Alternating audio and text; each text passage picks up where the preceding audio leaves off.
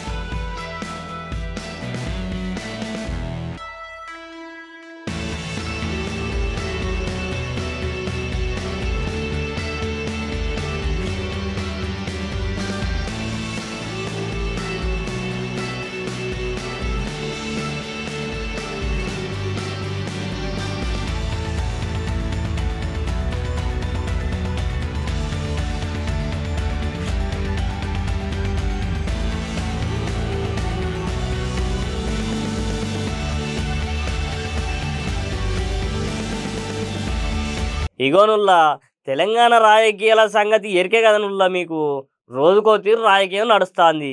రేవంత్ సర్కారు రైతులకు అన్యాయం చేసిందని నిన్న షాదాబాద్ కాడ మీటింగ్ పెట్టిన 6 గ్యారెంటీలల్లా అర గ్యారెంటీ మాత్రమే అమలు చేసిర్రని కేటీఆర్ సారు గట్టిగా అరుచుకున్నాడుల్లా. ఇక ఆ ముచ్చట తెలిసిన అస్తం పార్టీ వాళ్ళు అగ్గి మీద గుగ్గిలమైనట్టున్నారు పోర్రి. అయితే కదుమోళ్ళందరిది ఓ తీరు ఉంటే మన హనుమంతం సార్ ముచ్చట అలాగుంటుంది మీకు ఎరికే కదా. ఇక నిన్న గాంధీ భవన్లో సారు ముచ్చట చెప్పిండ్రు ఓసారి మస్తు గమ్మత్తుకుంటది ఇనురుల్లా. ఎంతో మంది చనిపోయి ఈ దేశానికి స్వాతంత్రం మహాత్మా గాంధీ, పండిట్ జవహర్లాల్ నెహ్రూ, సర్దార్ వల్లభాయ్ మౌలానా గారు తెచ్చిన స్వాతంత్రానికి వక్రీకరిస్తున్నారని దేశ ప్రజలకు చెప్తేనే తెలుస్తుంది. ఎందుకంటే వీళ్ళు మాట్లాడే మాటలు ఎట్లున్నాయంటే చరిత్రను వక్రీకరించి కేవలం వీర్ సవర్కర్ కార్యక్రమం మొదలుపెట్టిండ్రు. ఎవరైతే ఈ దేశంలో మహాత్మా గాంధీని చంపినటువంటి వాళ్ళు ఇవాళ మాట్లాడుతున్నారు. దాన్ని మనం తప్పనిసరిగా ప్రతి కార్యకర్త తిప్పి కొట్టాలని కోరుతున్నా దీన్ని ఖండిస్తున్నా. వాస్తవాలను ప్రజలకు వక్రీకరించుతున్న ఎన్డీఏను బదార్లా ప్రతి ఒక్కరు కూడా చెప్పాలి. ఈ ఎన్డీఏకు బుద్ధి చెప్పకపోతే ఇలాంటి మాటలే మాట్లాడుతూ చరిత్రను వక్రీకరించే కార్యక్రమాన్ని మనం అడ్డుపడాలి. వాస్తవాలు ప్రజలకు చెప్పాలని కోరుతున్నా. Thank you.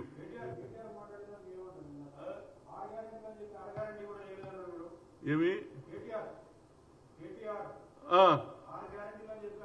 చూడండి, ఆయన ఏదైనా ఈడెందుకు మాట్లాడుతుంటా బాబు. ఆయన మా ముఖ్యమంత్రి పోయి ఢిల్లీలో మాట్లాడిండు. దమ్ముంటే నువ్వు కూడా పోయి చెప్పాడా మీరు ఏం గొప్పతనం చేసిండ్రో, నిన్నటి వరకు ఏమైందో మీ ఢిల్లీలో మీ సంగతి మీరు కూడా పోయి ఆడ క్యాన్వాసింగ్ చేయొచ్చు కదా. ఆయన మేము గ్యారంటీలు చేస్తున్నాం, మీరు కూడా ఇచ్చిన హామీలు నిలబెట్టుకోవాలి. మీరు కూడా దమ్ముంటే పోయి ఈడ మాట్లాడితే ఏం లాభమే నాకు అర్థం కాదు. నేను కూడా మొన్న పోయొచ్చిన, మళ్ళీ పోతున్నా 27 నుంచి. అక్కడ ఏది మన కార్యకర్తలు పరిచయం, గతంలో నేను ఇన్ఛార్జ్ ఉండి తప్పనిసరిగా పోతున్నాం. అక్కడ పోయి మాట్లాడాలి. ఈడ ఏడ దొక్కితే ఎంతసేపటికి రేవంత్ రెడ్డి మీద కాన్సన్ట్రేట్ కాదురా బాబు. అక్కడ ఎలక్షన్స్ జరుగుతున్నది. అక్కడ ప్రజలకు 4 మాటలు చెప్తే ఓట్లు వస్తాయా పోతాయా తెలియదు. కానీ ఈడ మాట్లాడితే లాభమైంది. ముఖ్యమంత్రి చెప్పిండు నేను చేస్తున్నాను, మీ దమ్మేముందో మీరు కూడా పోయి ఆడ పోయి మాట్లాడమని ఎవరిని కేటీఆర్ కోరుతున్నా. ఏమి చూడండి, ఇప్పుడు మేము కూడా మొన్నటిదాకా ధర్నాలు చేసే కాంగ్రెస్, ఇక ఆయన ధర్నా చేసుకొని ఏం చేస్తే మేము వద్దంటామా? ధర్నా చేస్తే ఎవడన్నా వద్దంటారా పోయి? ఏది ఎవడన్నా కొట్టుకోము, కట్టెలతో కొడితే మేము ఆబ్జెక్షన్, కానీ మా శాంతియుతంగా ధర్నా చేస్తే చేసుకోవాలి. మంచిగా పొద్దున్న సాయంత్రం హెల్త్ కూడా బాగుంటుంది అనేది నా ఉద్దేశం. Thank you.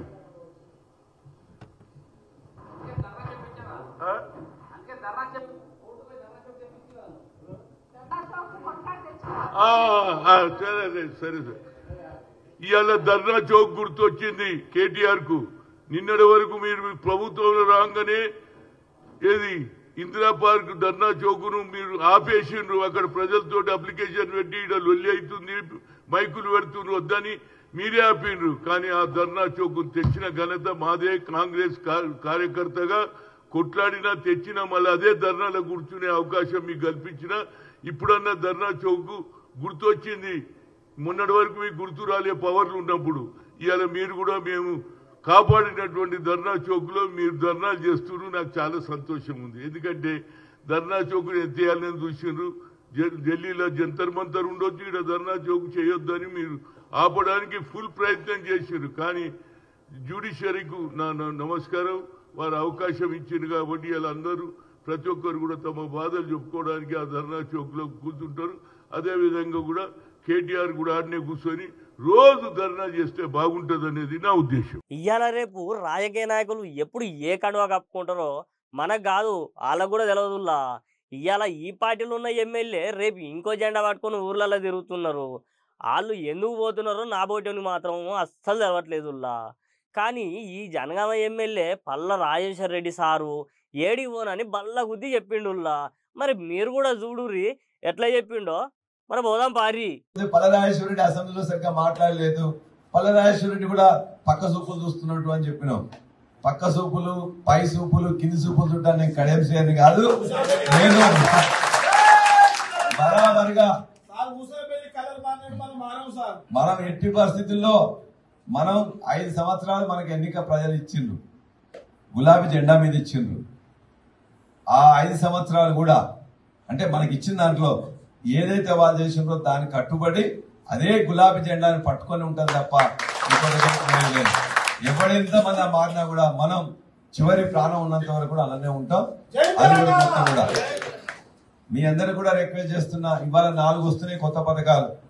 విశాఖపట్నంలో ఉన్న స్టీల్ ప్లాంట్ను అమ్మకానికి పెడతామని కేంద్రం వాళ్ళు ఒక్క మాట చెప్పడంతో 3 ఏళ్ల నుంచి ఆందోళన సురువు చేసిన కార్మికులు, ప్రతిపక్షాల వాళ్ళు అలసిపోయినారు. కానీ సెంట్రల్ సర్కార్ వాళ్ళు మనసులో పెట్టుకున్న మాట చెప్పలేకపోయిరుల్లా. మొన్న మోదీ సారు ఆంధ్రకు వచ్చి కూడా ఈ ముచ్చట ఎలదీయకపోయేసరికి అందరికీ గూగుల్ పట్టుకున్నారు అటుల్లా. ఇది గిట్లా ఉండగానే ఈ కంపెనీ బాగోగుల కోసం నిన్న 11,500 కోట్ల పైకం ఇస్తామని చెప్పకంతో సంబరాలు చేసుకుంటున్నారు. ఇట్లా గిట్లా ఉంటే మన తాన రాజకీయాలు ఎప్పుడు గిస్తారో, ఎప్పుడు సంకర పెట్టుకుంటారో ఎవ్వరికి అర్థం కాదు. నారా చంద్రబాబు నాయుడు గారు, రాష్ట్ర ముఖ్యమంత్రి శ్రీ నారా చంద్రబాబు నాయుడు గారి వల్ల కోట్ల రూపాయలు ఈరోజు కేంద్ర ప్రభుత్వం అంటే మన విశాఖపట్నం స్టీల్ ప్లాంట్ అంటే విశాఖ ఉక్కు ఆంధ్రుల హక్కు, ఈ ఆంధ్రప్రదేశ్ తాలూకా మనోభావం. ఎందుకంటే ఈరోజు మన ఈ స్టీల్ ప్లాంట్ రావడానికి పునర్జన్మ మళ్ళీ ఎత్తడానికే కారణం నారా చంద్రబాబు నాయుడు గారు. ఆ రోజు 1970వ శతకంలో స్టీల్ ప్లాంట్ విశాఖపట్నంలో నెలకొల్పడానికి ఎందరో ప్రాణం త్యాగం చేసి ఎందరో త్యాగమూర్తుల ప్రాణ త్యాగ ఫలితం మన ఈ స్టీల్ ప్లాంట్. సుమారుగా 10,000 నుంచి 15,000 మంది ఎంప్లాయీస్ స్టీల్ ప్లాంట్లో జాబులు చేస్తూ వారి తాలూకా ప్రత్యక్షంగా కానివ్వండి పరోక్షంగా కానివ్వండి 1,00,000 మందికి జీవనోపాధిగా మారింది స్టీల్ ప్లాంట్. ఈరోజు కూటమి ప్రభుత్వం రాగానే వాటన్నిటికీ భిన్నంగా పరిపాలన మీద పారదర్శకత, స్వప్రయోజనాలు కాకుండా ప్రజా ప్రయోజనాల కోసం పారదర్శకత, సమాజం బాగుండాలనే సమాజ సంపద అయిన స్టీల్ ప్లాంట్ సంరక్షించుకోవడం కానివ్వండి, మళ్ళీ సంరక్షించుకోవడమే కాకుండా సంరక్షించిన ఆ స్టీల్ ప్లాంట్కి మళ్ళీ సంజీవినిల కోట్ల రూపాయల నిధులను కేంద్ర ప్రభుత్వం ద్వారాగా కూటమి నాయకులు ఎంపీలు కానివ్వండి, అలాగే రాష్ట్ర ముఖ్యమంత్రి వర్యులు కానివ్వండి, అలాగే రాష్ట్ర క్యాబినెట్ మినిస్టర్లు కానివ్వండి, వీరందరూ కూడా ఏకాభిప్రాయానికి వచ్చి ముక్త కంఠంతో స్టీల్ ప్లాంట్ అన్నది, ఎందుకంటే ఈరోజు ఆంధ్రప్రదేశ్ అందరూ కూడా అంటే ఒక బ్రాండ్ ఇమేజ్తో ఉంది. ఆంధ్రప్రదేశ్ ప్రతి ఒక్కరికి కూడా ఇది గొప్పగా చెప్పుకునే వ్యవస్థ స్టీల్ ప్లాంట్ వ్యవస్థ. అటువంటి స్టీల్ ప్లాంట్కి చూసారు కదుల్లా ఇవాళ కొత్త కొత్త ముచ్చట్లు. మళ్ళీ రేపు కొత్త కొత్త ముచ్చట్లు పట్టుకొని మీ ముంగటికి వస్తా. అప్పటి వరకు చూస్తూనే ఉండరు 6 9 టీవీ.